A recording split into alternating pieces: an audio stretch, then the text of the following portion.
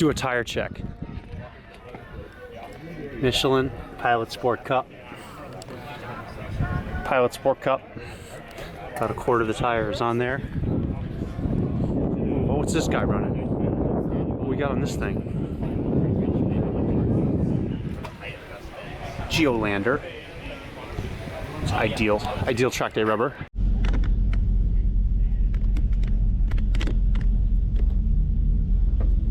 General feeling of nervousness. I have zero idea about how this is going to go.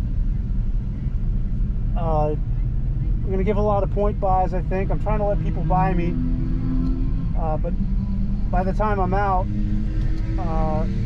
there's going to be lap traffic because I'm like the last in line. So it doesn't really matter too much.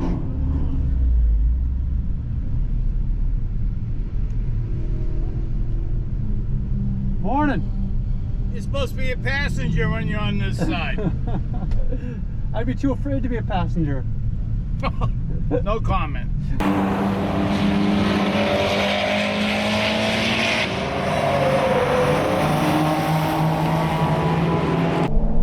Little understeer. It's actually pretty good. Little step out there, under throttle. They're not really gaining on me, which is weird. Pretty ginger.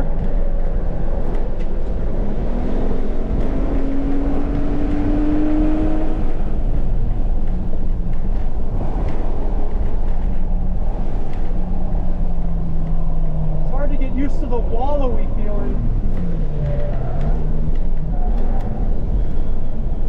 Let these guys go by.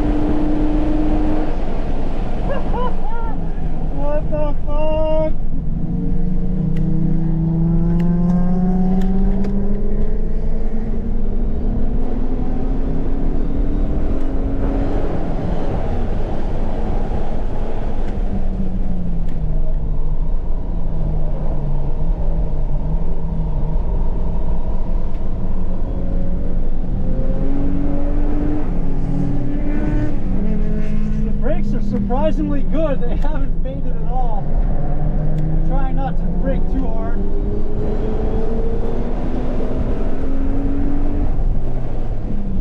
Dive so hard under braking. You feel so much suspension travel. And when you lift, it wants to oversteer just a little bit. Overall, this is way better than I expected.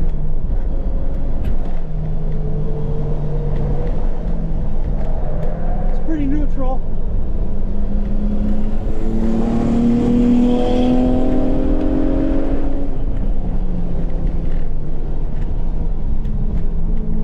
I'm going to take a moment and look at the tires and stuff. All the temps look good. These oil coolers are so beefy in this thing. I think it'd be good to see how the Geolanders are holding up.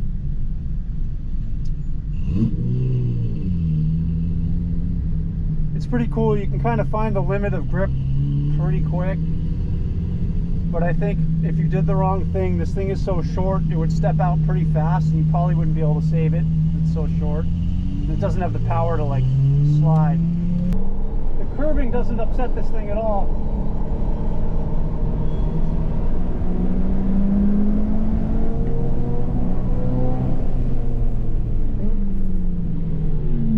So slow, just watching your mirrors all the time.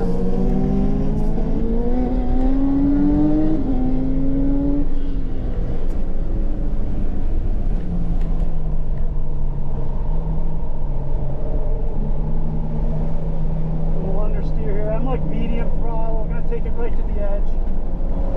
Nice and smooth.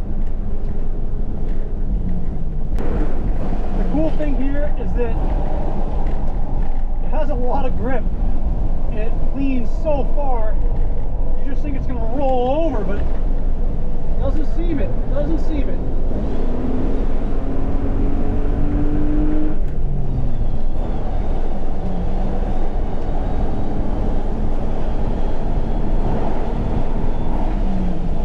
I'm going to pit in and take a look at the tires.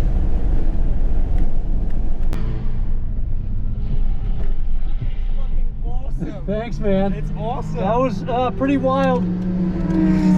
That was pretty wild. Yeah, it looks it. It's like very wallowy. I was gonna say, right?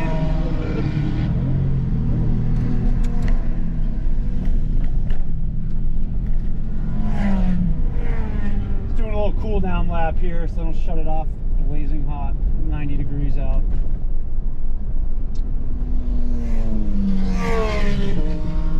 That was fun. It's better than I thought, but being in the advanced group with a truck is maybe not a good idea because it's really holding people up, and I feel bad. And I'm like more watching my mirrors than I am driving the truck. It's funny coming from like the Evo race car. You never had to watch your mirrors because you're the fastest one out there every time. But yeah, for the next session, I'll move down to intermediate, and I think we'll have a little bit more fun. Going up against GT Porsches is not really realistic. But cool, no surprises. Things driving great. It's crazy how much grip there is, and also how much it takes getting used to have a lot of body motion, but also a lot of grip. I do think like on the very limit, which I haven't found yet, or hope to probably not find today, but it would probably be pretty neutral off throttle. And if you ever make the mistake, like in a rear engine car, of lifting in the middle of the corner, it would probably punish you pretty badly for that at the limit. So session 1 in the books, and then we'll do a couple more, maybe drive my brother's car or something later today. I just got back and I wanted to sort of gather my thoughts about what happened today at the track and what that was like, because it was something I was waiting to do for so long. What a weird experience, and because it was so weird, it was so perfect and perfectly fitting for this weird vehicle. I started thinking about like if you imagine that we're still in the current time of this car in the late 90s, this was probably a pretty fast vehicle, 300 horsepower, pretty capable. I mean, it gets blown away by new SUVs at 400, 500, 600 now, but what they made this for was durability and longevity, and very specifically for blasting over the desert for weeks. And I start to wonder, as someone who's not familiar with desert racing or off-road racing at all, so big asterisk there, the dampers are very important. This is a street car, so you know it doesn't have performance dampers like a true Dakar vehicle would, but the suspension geometry remains the same. That said, this thing doesn't really have to handle, this is where I'm going out on an edge here, this doesn't have to handle like a race car. In fact, if you're driving in a half a foot of sand, does it matter at all? I don't know. Maybe that's the summary. Maybe it doesn't matter if this doesn't handle well, if it just does the same thing consistently all the time, which this did. That said,